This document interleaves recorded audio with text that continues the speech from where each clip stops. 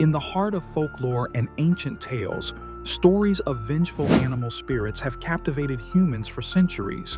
But can animals truly haunt us after death? Cultures around the world share chilling narratives, portraying animals as vengeful spirits, especially those who fell victim to injustices. In Japan, the concept of onryo extends beyond people, as wronged animals are believed to seek retribution from humans. Similarly, in Native American mythology, some tribes recount tales of animal spirits avenging their untimely demise. While science dismisses these as myths, these enduring tales reflect the deep connection and respect between humans and wildlife, highlighting moral obligations to all beings.